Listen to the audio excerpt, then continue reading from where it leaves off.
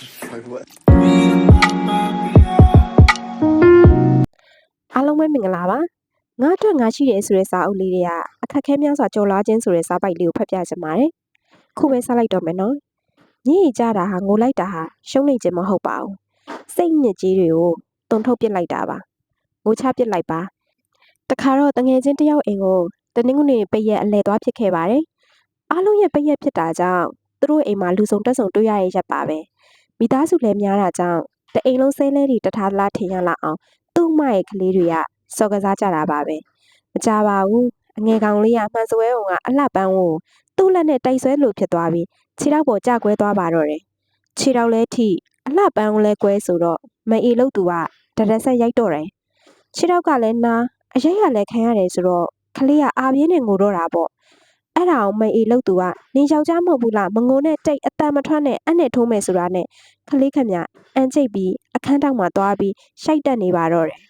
တစိမ့်ဧည့်သည်ရှိမှစူဆဲရိုက်ခံရတော့ရှက်ပြီးတိမ်ငယ်စိတ်တွေပါသွားတာလည်းပါမှာပေါ့အဲ့ဒီနေ့ကကလေးကအင်ရှိရတစ်ပင်အောင်မှာထမင်းလက်ခေါ်ကျွေးမရဘူးကစားလဲဆက်ကမစားတော့ပဲနဲ့ငိုင်နေတော့တာပါပဲကလေးနဲ့မိဘရိုက်ပုတ်ကြတာကတဘာဝတစ်ခုမဟုတ်လားကျွန်တော်တို့ငငယ်ခဲ့ရလဲအရိုက်ခံမလွတ်ခဲ့ကြပါဘူးမိဘနဲ့သားသမီးအရိုက်ပုတ်တော့အနည်းများတော့မလွတ်တတ်ကြတာမို့ကိုကရိုက်ခံပြီးတဲ့အခါဘလို့စိတ်ထက်ပေါက်ပေးမလဲလို့တွေးရမှာပါပဲငိုကြဖြစ်ခဲ့ပြီးမျက်ရည်တွေနဲ့အတူနာကျင်ကြေကွဲခြင်းတို့လည်းရောပါကြေပတ်ခဲ့ပါပြီကျွန်တော်ရှင်သန်ခဲ့မှုတဲ့ပတ်ဝန်းကျင်ကလူများစုကတော့မျက်ရည်ကျတာအရှုံးပေးတာလို့သတ်မှတ်ကြတယ်မျက်ရည်ကျတာကိုလက်မြောက်သွားတာလို့ခံယူကြတယ်မျက်ရည်ကျတာကိုပြုံးညံ့တယ်လို့ယူဆကြတယ်ခဏရည်မရှိဘူးပေါ့တကယ်တမ်းကျတော့မျက်ရည်ကအင်အားပါပဲမျက်ရည်ကအားတစ်လောင်းမှုအတွက်အားနဲ့စိတ်ပြက်ခြင်းတွေကိုမောင်းထုတ်ပစ်လိုက်ခြင်းပါပဲရှုံးနေခြင်းကိုနှစ်သိမ့်ပြီးတဲ့အကောင်းဆုံးလက်နက်ပါပဲမျက်ရည်တွေဟာဒဏ်ရာတွေကိုဆေးကြောပေးနိုင်ပါတယ်နာကျင်ခြင်းတွေကိုလည်းဖြေဖြောက်ပေးနိုင်ပါတယ်ကျွန်တော်ငငယ်ကတော့အမေကတခုပြောပြီးရိုက်ပြီးဆိုရင်ဝမ်းနည်းမှုတွေကိုအားရအောင်ငိုပါတယ်ပြီးရင်စားစရာရှိတာကိုအပတရစားပြီးကစားစရာရှိတာကိုသွားကစားတာပါပဲအမေက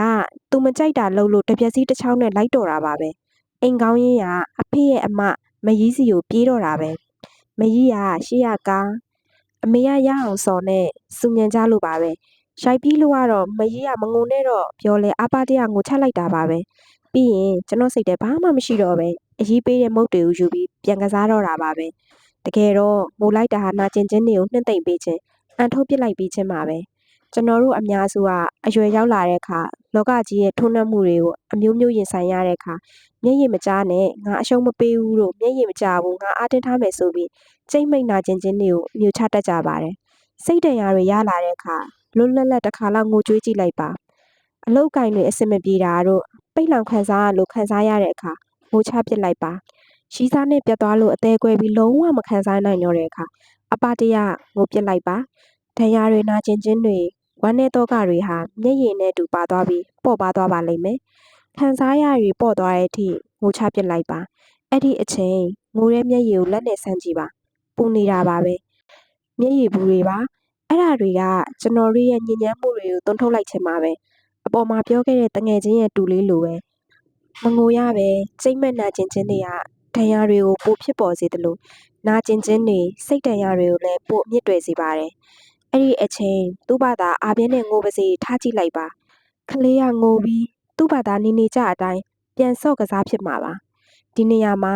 စကားချက်အနေနဲ့ငိုချလိုက်ပါစိတ်အညစ်အကြေးတွေကိုတတ်တာစေတာကိုပြောနေတာကိုကလေးကိုနောက်တစ်ခါဒီလိုမဖြစ်အောင်ပြောပြီးမိဘကမရိုက်ပဲဒဏ်ရာမဖြစ်အောင်လုပ်ရမယ်ဆိုတဲ့ကလေးပြုစုနည်းတွေကိုလည်းပြောပြပေးတာမျိုးမဟုတ်ပါဘူးသင်ကမငိုတတ်ပဲကြိတ်မိတ်ခံစားရတဲ့သူလားနာကျင်ခြင်းတွေကိုမခံစားနိုင်တော့တဲ့အခါငိုပစ်လိုက်စမ်းပါပေါ့ပါမှုတွေကိုပြန်ခံစားရပါလိမ့်မယ်မျက်ရည်ဆိုတာငိုဖို့မဟုတ်လို့ဘာလို့ခုလဲတွေးမိတဲ့အခါငယ်ကခဏခဏနားထောင်ခဲ့ရတဲ့အနီမီခလာရဲ့ငိုလိုက်ဟိတ်တချင်းကိုတော့မှသွားတတိရမိပါတယ်တချင်းကအသေးကွဲနေတဲ့ရီစာကိုငိုချလိုက်လို့ပြောလိုက်တာလေးပါချစ်တငယ်ချင်းမင်းဝမ်းမနဲ့နှစ်တေကြလာတော့မေးပြောက်သွားမယ်ငိုလိုက်ဟိငိုလိုက်ဟိငိုချလိုက်ဟိတဲ့ဟုတ်ပါတယ်ဒဏ်ရာတွေနာကျင်ခြင်းတွေဝမ်းနည်းပူဆွေးမှုတွေဟာအချိန်ရှိတိုင်းဖြစ်ပေါ်နေမှာမဟုတ်ပါဘူးဖြစ်ပေါ်လာတဲ့အခါကျိတ်မိတ်ဒဏ်ရာအဖြစ်မခံပဲငိုချလိုက်ပါ အချိန်တန်တဲ့အခါအားလုံးကပြီးဆုံးသွားမှာပါမေးပြောက်သွားမှာပါပဲစိတ်တန်ရာကိုတတမွေးမြူနေမယ်ဆိုရင်တော့တစ်သက်လုံးမေးမှာမဟုတ်ပါဘူး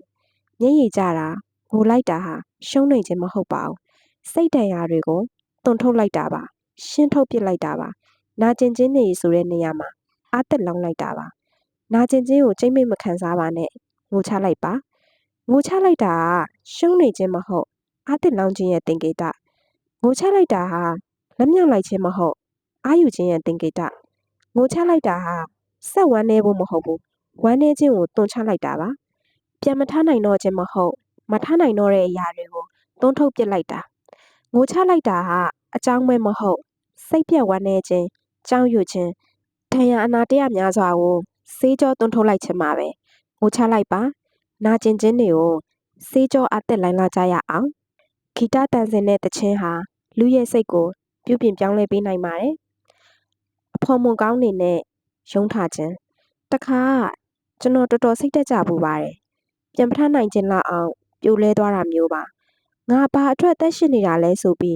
းအပြေရှာလို့မရလောက်အောင်မွန်းကျက်တာမျိုးပါအဲ့ဒီတုန်းကကျွန်တော်အနာမှာတယောက်မှမရှိတဲ့ကာလပါပဲမရှိဘူးဆိုတာထက်ဖွင့်ပြောလို့မရတဲ့အရာမျိုးတွေဖြစ်နေခဲ့တာပါတချို့အရာတွေက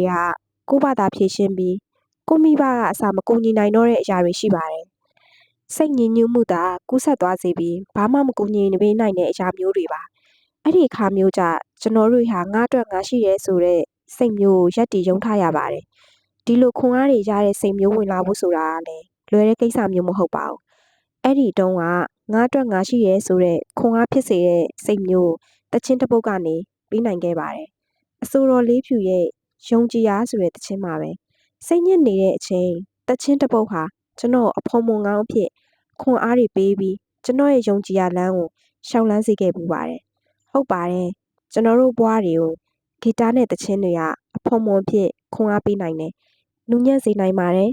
လွမ်းဆွတ်စရာကောင်းတဲ့တချင်းတွေရှိတယ်လို့ချစ်စရာကောင်းတဲ့ပျော်ရွှင်စရာတချင်းတွေလည်းရှိပါတယ်အဲ့ဒီအတိုင်းခွန်အားတက်စေတဲ့တချင်းတွေလည်းအများကြီးရှိပါတယ်တချင်းတွေကလူတစ်ယောက်ချင်းစီရဲ့စိတ်ကိုပြောင်းလဲပေးနိုင်ပါတယ်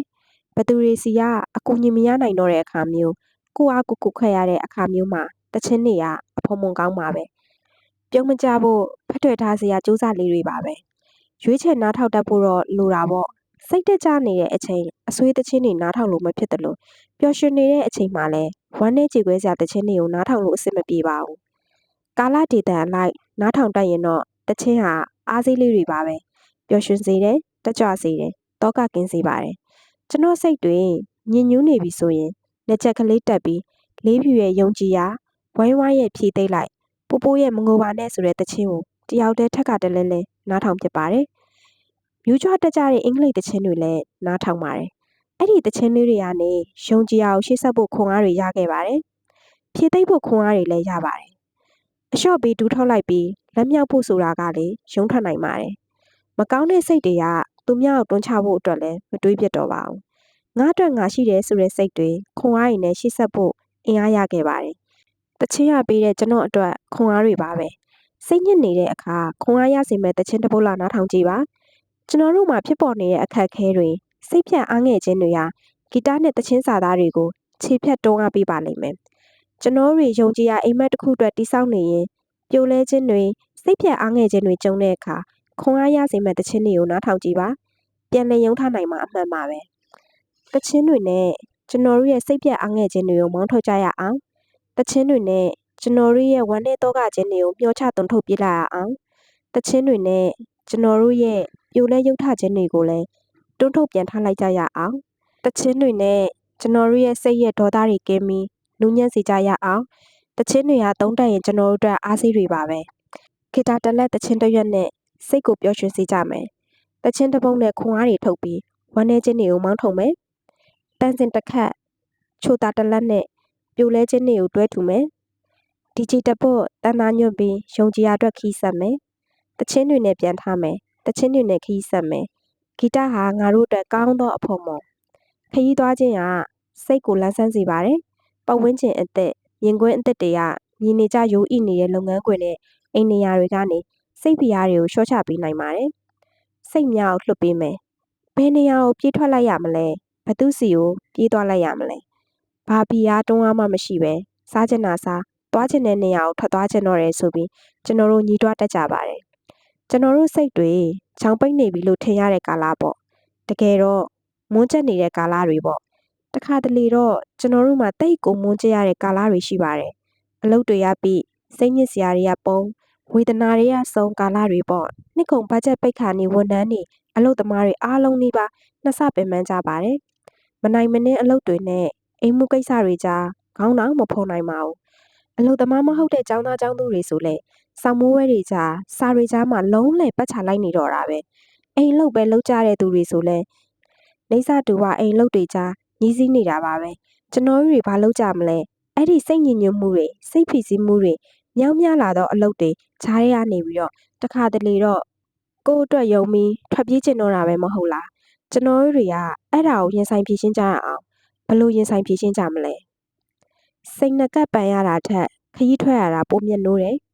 ဟုတ်ပါတယ်ကျွန်တော်တို့ရဲ့စိတ်ညစ်ညွတ်မှုတွေစိတ်ဖြစ်စည်းတွေကိုခရီးထွက်ခြင်းနဲ့စေးကြောပြည့်ရကြအောင်ပါအလုပ်တွေစောင်းမိုးဝဲတွေမြောင်များလာစွာတဲ့နေစာတူဝအလုပ်တွေတစ်ဖြတ်လောက်ပြီးရနဲ့ကျွန်တော်တို့စိတ်တွေကိုလွတ်ပေးကြရအောင်ဘယ်စီကိုလဲဆိုတော့တောင်တန်းစိမ့်စိမ့်လေးတွေပင်လယ်ပြင်တွေအင်းမြလက်ဆက်တဲ့လီတွေရှိတဲ့အရက်တွေစီကိုပေါ့အမျိုးအစိတွေရှိတဲ့အရက်စီကိုပေါ့ရှိသမျှအရာတွေကိုခဏမိပြစ်ချကြောပွေတစ်လုံးနဲ့ဒါမှမဟုတ်ခရီးဆောင်အိတ်တစ်လုံးနဲ့ခရီးတွေထွက်ကြရအောင်ကျွန်တော်ကတော့ဆေးရမခင်းနှင်းယူပြောသလိုစိန်ရွှေတွေဝယ်ရတာထက်ခရီးသွားရတာပုံမှန်မောပါတယ်လဆင်ဝင်ငွေတဲ့က10%ကိုခရီးသွားဖို့အတွက်ကျွန်တော်တို့အမြဲစုထားလေးရှိတယ်အဲ့ဒီအတွက်နှစ်စဉ်နှစ်တိုင်းအလုပ်တွေဘဝအမောတွေကြားရကနေထွက်ပြေးပြီးခရီးတွေသွားဖြစ်ပါတယ်ခရီးသွားခြင်းကဘာအကျိုးကျေးဇူးတွေရနိုင်တယ်လဲ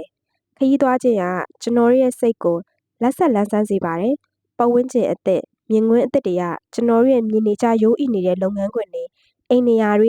စိတ်ဖိစီးမှုတွေရောချပေးနိုင်ပါတယ်ပတ်ဝန်းကျင်အသက်ကလူတွေနဲ့အစားအစာတွေကကျွန်တော်ရဲ့စိတ်မလန်းဆန်းမှုတွေဖိအားတွေရှင်မောပျော်ရွှင်စေပြီးစိတ်ကျေနပ်မှုတစုံတရာရရှိစေတဲ့အဖြစ်ကိုပြောင်းလဲပေးနိုင်ပါတယ်ရရှိတဲ့ဒေသနာဘုဒ္ဓတွေနဲ့ပတ်ဝန်းကျင်အသက်ကကျွန်တော်တို့စိတ်ချမ်းသာမှုပေးပါတယ်တယောက်တည်းခီးထွက်တဲ့အခါလွတ်လပ်ပျော်ရွှင်ခြင်းအရာသာစိတ်ချမ်းမြေခြင်းကိုရရှိစေပါတယ်တငယ်ချင်းတွေမိသားစုတွေနဲ့ခီးထွက်ခြင်းဟာပျော်ရွှင်ကြည်နူးစရာကောင်းပြီးချစ်ခင်ရင်းနှီးမှုကိုလည်းပိုတိုးစေပါတယ်ကိုယ်ဝင်ငွေနဲ့ငွေအများကြီးမသုံးနိုင်ရင်လည်းကိုယ့်အမျိုးအဆွေတွေနဲ့တငယ်ချင်းတွေရှိရာကျေးလက်ဒေသလေးကိုခီးထွက်နိုင်ပါတယ်အင်းမြလက်ဆက်တဲ့အရာတွေရှိတဲ့ကျေးလက်ဒေသတွေဟာကျွန်တော်တို့စိတ်ကိုတွက်လက်ပေါ်ပါစေပြီးလန်းဆန်းစေပါတယ်ကို့အနီးနားမှာရှိပြီးကိုမရောက်ဖူးသေးတဲ့ဝေကြီးအကုန်ကြတတ်တာတဲ့နေရာလေးတွေကိုလည်းခရီးထွက်နိုင်ပါတယ်နှစ်ချင်းမြန်ခီးတိုလေးတွေပေါ့ခရီးထွက်ခြင်းဟာဘဝကိုကျန်းမာပျော်ရွှင်စေမယ့်အဖို့မကောင်းပါပဲဒါကြောင့်ကျွန်တော်တို့ရဲ့ပိတ်လောင်နေတဲ့စိတ်တွေမွန်းကျက်နေတဲ့စိတ်တွေလွတ်မြောက်ခွင့်ပေးဖို့ခရီးတွေထွက်ကြရပါမယ်ပိတ်လောင်နေတဲ့မွန်းကျက်မှုတွေကြားကနေရုံးထွက်ပြီးစိတ်ကိုလက်ဆက်ပေါ်ပါသွားစေဖို့ခရီးထွက်ကြရပါမယ်ချစ်ခင်ပျော်ရွှင်ခြင်းလွတ်လပ်ခြင်းရတာကိုခံစားဖို့ခရီးထွက်ကြရပါမယ်အသက်ရှင်ရှင်နေခြင်းနဲ့ဆိုရင်တော့အားလုံးကိုလွှတ်ချပြီးကျွန်တော်တို့စိတ်လွတ်လပ်မှုအပြည့်နဲ့အ ਨੇ ဆုံးတစ်နှစ်တစ်ခါလောက်တော့ခရီးထွက်ကြရအောင်မွန်းကျက်မှုတွေကိုခွာချလန်းဆန်းမှုတွေကိုတည်ဆောင်လာဖို့ခရီးထွက်ကြမယ်ပိတ်လောင်မှုတွေကိုဖွင့်စိတ်ပျော်ရွှင်မှုတွေကိုရွှဲလှင့်ဖို့ခရီးထွက်ကြမယ်ဝမ်းနည်းမှုတွေကိုထုတ်လန်းဆန်းမှုတွေကိုထုတ်ဖို့ခရီးထွက်ကြမယ်ပြိုလဲခြင်းတွေကိုလွတ်စိတ်သက်လူသက်လွင့်စင်ဖို့ခရီးထွက်ကြမယ်ခရီးထွက်ခြင်းကဘဝကိုခွန်အားသက်တွေပေးချောင်းသိဖို့ခရီးထွက်ကြမယ်စာအုပ်တွေကကျွန်တော်တို့အုံနောင်နှလုံးသားအတွက်စီလုံးလေးတွေပါပဲစာအုပ်စီလုံးလေးများစာအုပ်ကိုကျွန်တော်သိမ့်မြတ်နိုးပါတယ်အထူးသဖြင့်ကျွန်တော်ပြိုလဲနေတဲ့အချိန်တွေပိုချစ်ရပါတယ်အကြောင်းကတော့စာအုပ်ကကျွန်တော်ကိုပြိုနေဝမ်းနေခြင်းတွေကနေကယ်ထုတ်ပေးနိုင်ခဲ့တာပါပဲပထမဆုံးရန်ကုန်တက္ကသိုလ်ဘွဲလွန်စတက်ကားစားမှာကျွန်တော်တငယ်ချင်းတစ်ယောက်ရပါတယ်သူ့နာမည်ကဂျွန်စီပါမြန်မာနာမည်ရှိပေမဲ့သူ့အိမ်နာမည်ဂျွန်စီကိုပဲခေါ်ရတာနှစ်သက်တာမို့ဂျွန်စီလို့ပဲခေါ်ဖြစ်ခဲ့ပါတယ်သူ့ဖေကမြန်မာဖြစ်ပြီးသူ့အမေကဂျပန်လူမျိုးပါသူ့နာမည်ကိုဂျွန်စီလို့ဘာလို့အိမ်မှာခေါ်လဲဆိုတော့ကျွန်တော်မေးကြည့်ဖြစ်ပါတယ်အတိကသူနဲ့ကျွန်တော်ပေါင်းခဲ့ရတဲ့အကြောင်းရင်းကစာအုပ်တွေနှစ်သက်တာချင်းတူတာနဲ့စာကြည့်တိုင်းမှာအချိန်ဖြုံးရတာကိုမျက်နှိုးတာတူနေတာကြောင့်ပါပဲဂျွန်စီတို့ကတန်ရုံးမှာပေးထားတဲ့ အိမ်နေရာတစ်ခုမှနေပါတယ်။သူ့အမေကတန်ရုံးဝန်ထမ်းဆိုတော့စာသိပ်ဖတ်ပါတယ်။ကျွန်တော်အမေကလည်းကြီးလက်တော်သူပေမဲ့မဂဇင်းသတင်းစာတို့ကအစလုံးချင်းဝတ္ထုတွေအထိစိတ်ဝင်စားစာဖတ်တဲ့သူပါ။စကားချက်အနေနဲ့ကျွန်တော်အမေဟာ၄တန်းသာအောင်ခဲ့ပါတယ်။စာဖတ်ခြင်းဝါသနာအလေးကပညာတတ်ခြင်းမတတ်ခြင်းနဲ့မဆိုင်တာကိုပြောချင်တာပါ။အဲ့တော့အမေချစ်ကျွန်တော်တို့နှစ်ယောက်လုံးစာဖတ်ဝါသနာပါတာမဆန်းပါဘူး။စမ်းတာအခုမှစာတာပါ။ဂျွန်စီတို့အိမ်မှာကျွန်တော်လိုက်သွားရနေစားခဲ့တာပါ။သူတို့အိမ်ကနေဂျပန်အငွေးသက်အပြင်စင်ကလေးတွေနဲ့ချစ်စရာကောင်းနေတာပါပဲ။ဇဝဲဘူးကလေးနဲ့ကျန်းပေါ်မှာထိုင်ကုန်ခင်းလေးတွေနဲ့ပါ။စမ်းနေဆိုတဲ့ຢာကတော့သူတို့အိမ်ခန်းထဲမှာစာအုပ်တင်နဲ့ခပ်ပူပူစင်ကလေးရှိနေတာပါပဲ။စင်တစ်ခုစီမှာစာတန်းကလေးတွေလည်းထိုးထားပါတယ်။ညနေဆောင်ချိန်ဖတ်ဖို့မနက်ခင်းမှာဖတ်ဖို့ပြိုလဲတဲ့အခါဖတ်ဖို့အိမ်မပျော်တဲ့အခါဖတ်ဖို့မေတ္တာအားနည်းတဲ့အခါဖတ်ဖို့ဒေါသထွက်တဲ့အခါဖတ်ဖို့တဲ့လဝါးကလေးနှစ်ဖက်ဖြတ်ထားသလိုစာအုပ်စင်ပူပူလေးတွေကအများကြီးပါပဲချစ်စရာကောင်းသလိုကျွန်တော်အတွက်စမ်းပြပြီးအံ့ဩနေတော့တာပဲနောက်တော့ဂျွန်စီကရှင်းပြပါတယ်အဲ့ဒီစာအုပ်စင်ကလေးတွေအားလုံးပေးထားတဲ့နာမည်ရှိရဲ့တဲ့စာအုပ်စည်းလုံးကလေးများတဲ့သူတို့အိမ်ကလူတွေဒေါသထက်တဲ့အခါဖြစ်ဖြစ်ဝမ်းနဲ့ကြေကွဲတဲ့အခါဖြစ်ဖြစ်စိတ်တက်ကြတဲ့အခါဖြစ်ဖြစ်ဒီဧကန်ထဲကစာအုပ်စည်းလုံးလေးတွေကိုနဲ့ကုစားကြတယ်တဲ့အဲ့ဒီအတွက်ကျွန်တော်တို့အိမ်ကလူတွေကကြာကြာစိတ်ညစ်လိမ့်မရှိသလိုဒေါသတွေနဲ့အော်ဟစ်ပြောနေကြလည်းမရှိပါဘူးတဲ့ကျွန်တော်စိတ်ထဲသဘောတွေကြားနေမိတော့တာပါပဲလူဆိုတာအကျင့်ငေါကိုတွေးတဲ့အခါအတူယူတက်ရတယ်တင်ယူတက်ရတယ်တဲ့ဂျွန်စီတို့အိမ်ကပြန်လာပြီးနောက်ပိုင်းမှာတော့စာအုပ်စည်းလုံးလေးတွေကိုကျွန်တော်ဘဝခရီးထဲမှာဖတ်တွယ်လိုက်နာကျင့်သုံးခဲ့ပြီးစီးလုံးလေးတွေကိုလည်းတောက်ဖြစ်ခဲ့ပါတယ်။ကျွန်တော်တို့တွေကံစိတ်ဥဒုအာဟာရဆိုတဲ့ဓာတ်ကြီး၄ပါးနဲ့ဖွဲ့စည်းတိဆောက်ထားတဲ့လူတွေမို့ကိုမကျမ်းမာခြင်းစိတ်မကျမ်းမာခြင်းအချိန်တွေအများကြီးရှိတယ်မဟုတ်လား။ကိုမကျမ်းမာခြင်းဖြစ်တဲ့ခေါင်းကိုက်ခြင်းဖျားနာခြင်းဘိုင်းအောင်ဘိုင်းနာတွေဖြစ်လာတဲ့အခါယောဂနဲ့ကိုက်ညီတဲ့ဆေးတွေတောက်ရတယ်မဟုတ်လား။ခေါင်းကိုက်ရင်ပါတာစီတမောဖြစ်ဖြစ်လန်းဆန်းဖြစ်ဖြစ်တောက်ဘိုက်ကလေးများအောင့်နာဆိုအေးရအိတ်ကလေးတောက်သူ့ယောဂနဲ့သူ့ဆေးရှိတဲ့အခါပျောက်ကင်းသွားကြတာပါပဲတတ်တာသွားကြတာပါပဲစိတ်မကျမ်းမာခြင်းဖြစ်တဲ့အခါကျတော့ကျွန်တော်တို့တွေဟာကုသဖို့ခဲရင်ပါတယ်အဲ့ဒီအခါကျွန်တော်တို့စိတ်ကိုကုသဖို့စာအုပ်လေးတွေကအရေးပါခဲ့ပါတယ်စာအုပ်တွေကစီးလုံးကလေးတွေလိုပါပဲကျွန်တော်တို့စိတ်မကျမ်းမာခြင်းတွေကိုတတ်တာစေနိုင်ပါတယ်ထူထောင်လာစေနိုင်ပါတယ်စာအုပ်တွေကိုဘာကြောင့်စီးလုံးကလေးလိုတင်စားရတာလဲဆိုတော့စာအုပ်တွေကကျွန်တော်တို့ရဲ့ဖြစ်ပေါ်နေတဲ့စိတ်မသက်သာမှုတွေကိုစာအုပ်အမျိုးအစားလိုက်ကုသပေးနိုင်လို့ပါပဲစာအုပ်စည်းလုံးကလေးတွေပေါ့နှလုံးသားကိုနူးညံ့ပြီးအုံနောက်ကိုထက်မြက်စေသောစာအုပ်စည်းလုံးကလေးများတချို့စာအုပ်တွေကကျွန်တော်တို့ရဲ့နှလုံးသားကိုနူးညံ့စေပါတယ်ဒေါသတွေကိုပြေလျှော့စေပါတယ်မနာလိုမုန်းတီးခြင်းတွေကိုပြေလျှော့စေတယ်ချစ်ချင်းမြတ်တာကိုတိုးပွားစေတယ်စာနာနာနဲ့တဖို့သင်ကြားပေးပါတယ်ဆရာကြီးဦးအောင်သိန်းရဲ့လက်ခံလိုက်စမ်းပါတကယ်အမှုပညာစာအုပ်ကိုဖတ်ပြီးဘဝမှာမွေးရပါဖြစ်တည်လာခဲ့တဲ့အရာတွေကိုအားနည်းချက်တွေကိုမမြင်တော့ပဲအားသာချက်တွေဖြစ်ပြောင်းလဲနိုင်ခဲ့ပါတယ်။ဆရာကြီးဦးနုရဲ့မိတ္တပလာနိကစာအုပ်ကိုဖတ်ပြီးဘဝမှာကိုမားနေတဲ့လူပုနယ်ပယ်ကအပေါင်းအသင်းဆက်ဆံမှုတွေကိုပြုပြင်ပြောင်းလဲပြနိုင်ခဲ့ပါတယ်။ဆရာကြီးရွှေဦးတောင်ရဲ့တသက်တာမှတ်တမ်းရဲ့အတွေးခေါ်များစာအုပ်ကိုဖတ်ပြီးဘဝမှာကိုပြုပြင်ထိမ့်သိမ့်နိုင်ဖို့အတူယူစရာတွေအများကြီးခွန်အားတွေအများကြီးရခဲ့ပါတယ်။ဆရာကြီးတော်ရာဆွေရဲ့မှန်ကန်ခြင်းနဲ့ရဲရည်ခြင်းစာအုပ်ကိုဖတ်ပြီးဘဝမှာကိုဘက်ကမှန်အောင်မနေနိုင်ရင်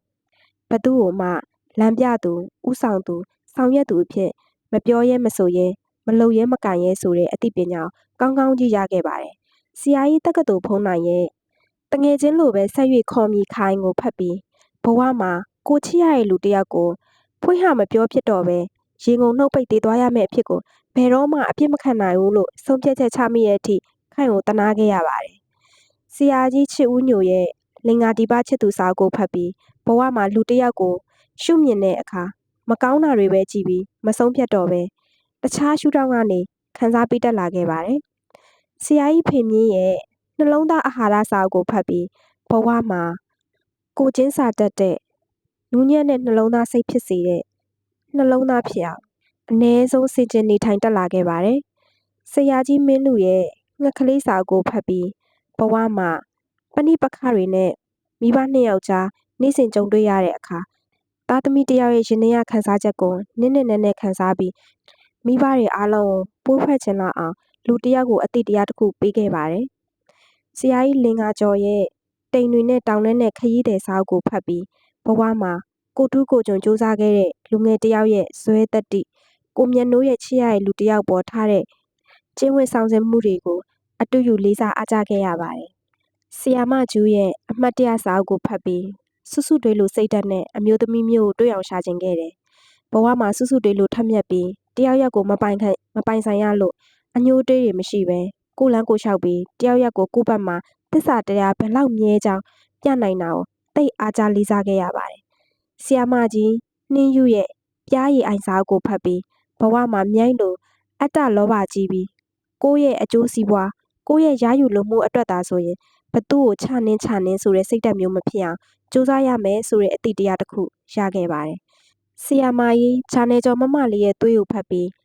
တိုင်းတစ်ပါးဖြစ်ဖြစ်လူမျိုးဘာသာကွဲဖြစ်ဖြစ်ကိုယ့်သွေးသားအပေါ်ထားတဲ့မေတ္တာတရားကိုအတူတူပါပဲဆိုပြီးလူမျိုးကွဲအမှားရင်တယောက်ရဲ့မောင်တယောက်အပေါ်ထားတဲ့မေတ္တာတရားကိုသိရှိနားလည်ပြီးကိုယ့်အမှားအယွင်းကိုပိုတွေ့တာချစ်တက်လာခဲ့ပါတယ်။ဆီယာမကြီးကြည်အေးရဲ့နွမ်းလျအိမ်ပြန်ကိုဖတ်ပြီးဘဝမှာကိုယ့်ပတ်ဝန်းကျင်မှာ broken family တငယ်ချင်းတွေကိုပိုတနာမိလာတယ်လို့ပိုကူးယူဆိုင်ဖို့အတိတရားတစ်ခုရခဲ့ပါတယ်။ဆီယာမမဆန္နာရဲ့ကွက်လက်ကလေးဖြေပါစာအုပ်ကိုဖတ်ပြီးဘဝမှာကိုသားမိဘတယောက်ဖြစ်လာရင်အလက်ဆိုတဲ့သားသမီးတွေကိုလည်းမလက်အောင်စောက်ရှောက်မဲဆိုတဲ့အတိတရားရခဲ့ပါတယ်။ဆီယာမခင်ထူးရဲ့မအိမ်ငံစာအုပ်ကိုဖတ်ပြီးဘဝမှာတစ်ခုခုကိုဖြစ်အောင်လုပ်မယ်ဆိုတဲ့စိတ်ကကောင်းကျိုးပေးနိုင်ပေမဲ့အစွဲလန်းကြီးအတ္တကြီးပြီးတစ်ခုခုကိုရလူစိတ်ကကြီးစိုးနေတဲ့အခါဘဝကိုဒုက္ခပေးတတ်ကြောင်းမအိမ်ကန်ဘဝကိုရှင်နှစ်တနာရင်အတိတရားတွေရခဲ့ပါတယ်။ဆရာထင်လင်းရဲ့ပေါ်လီနာနာစာအုပ်ကိုဖတ်ပြီးဘဝမှာအရာရာမကောင်းတာတွေရှုမြင်တတ်တဲ့အကျင့်တွေဖြောက်ပြီးကောင်းတဲ့ဘက်ကတွေးခေါ်တက်လာခဲ့တယ်။ positive thinking များလာခဲ့ရပါတယ်။ Oxford ဆရာတော်ဦးစောတီကားနဲ့ဆရာတော်အရှင်စန္ဒာတိကတို့လိုဆရာတော်ကြီးတွေရဲ့စာအုပ်တို့ဖတ်ပြီးဘဝကိုလောဘဒေါသမောဟအတက်နိုင်ဆုံးနဲ့အောင်စူးစမ်းပြီးရှင်သန်တက်လာခဲ့ပါတယ်။ဒီစာအုပ်တွေဖတ်ပြီးတဲ့အချိန်မှာစာအုပ်တစ်မျိုးချင်းစီလိုက်ကျွန်တော်ရဲ့နှလုံးသားတွေအုံနောက်တွေမှာဆေးအဖြစ်ခွန်အားလေးတွေပြီးနိုင်ခဲ့ပါတယ်။စာအုပ်တွေကကျွန်တော်တို့ရဲ့အုံနောက်ရဲ့နှလုံးသားရဲ့အတွက်ဆေးလုံးလေးတွေပါပဲ။ဒီထဲကစိတ်ပြတ်တဲ့အခါဘာစာအုပ်လေးဖတ်မယ်။စိတ်တက်တွေကြတဲ့အခါဘာစာအုပ်တွေဖတ်မယ်။စာအုပ်လေးတွေကကျွန်တော်တို့အတွက်ဆေးလုံးလေးတွေလိုဖြစ်ပေါ်စေတဲ့စိတ်မကျန်းမာမှုတွေအလိုက်ကုသပေးနိုင်ခဲ့ပါတယ်။ဒါကြောင့်ကျွန်တော်တို့ကိုယ့်ဘဝကိုအင်ဂျင်တက်မောင်းနေပြီးဘဝခီးတဲ့ထွက်လာတဲ့အခါစိတ်မကျန်းမာမှုတွေကုသဖို့စာအုပ်ဆေးလုံးတွေကိုတောက်ကြရပါမယ်။စာအုပ်ဆေးလုံးလေးတွေကိုတစ်နေ့15မိနစ်လောက်ပဲအချိန်ပေးပြီးတောက်နိုင်ရင်စိတ်ကိုအကောင်းဆုံးအာဟာရပေးနိုင်တာနဲ့အတူတူပါပဲ။ကျွန်တော်တို့ဂျွန်စီအိမ်ကလူတွေလိုစာအုပ်ဆေးလုံးလေးတွေနဲ့ဘဝရဲ့ကြေကွဲဝမ်းနည်းမှုတွေကိုမောင်းထုတ်ပြီးပြိုလဲရိုင်ခြင်းတွေကိုဖေးမကူကြရအောင်စိတ်ဓာတ်တွေပြိုလဲတဲ့အခါကိုယ်တိုင်ပြန်ထနိုင်ဖို့စာအုပ်ဖတ်ပါလူတွေပြောင်းလဲလာတဲ့စိတ်ကိုခံနိုင်ရရှိဖို့စာဖတ်ပါပတ်ဝန်းကျင်မကြောက်ပဲရင်ဆိုင်တတ်ဖို့စာဖတ်ပါစိတ်တွေညှိုးထွေးလာတဲ့အခါစိတ်ကိုကြည်လင်တန့်ရှင်းဖို့စာဖတ်ပါဒေါသထွက်လာတဲ့အခါကိုယ့်ပြန်ထိန်းချုပ်နိုင်ဖို့စာဖတ်ပါအသေးကွဲတဲ့အခါဘဝတစ်ခုလုံးပြတ်သွားတာမဟုတ်မှန်းနားလည်ဖို့စာဖတ်ပါအိမ်မက်တွေအကောင့်ထဲပေါ်ဖို့စာအုပ်ကလမ်းပြပေးနိုင်တာမို့စာဖတ်ပါကြုံတွေ့လာသမျှလောကဓာတ်ကိုအကောင်းဆုံးရင်ဆိုင်တတ်ဖို့စာဖတ်ပါကိုပြန်ရှာမတွေ့တော့တဲ့အခါစာဖတ်ပါဘယ်ကနေပဲဖတ်နှလုံးသားလှပြီးခွန်အားရှိစေဖို့တစ်နေ့15မိနစ်စာဖတ်ပါတင့်ကိုယ်တင်ပြောင်းလဲဖို့စာဖတ်ပါအဆုံးထိနားထောင်ပေးရတဲ့အတွက်ကျေးဇူးအများကြီးတင်ပါတယ်နောက်အပိုင်း3မှာပြန်လည်ဆုံတွေ့ကြမယ်နော်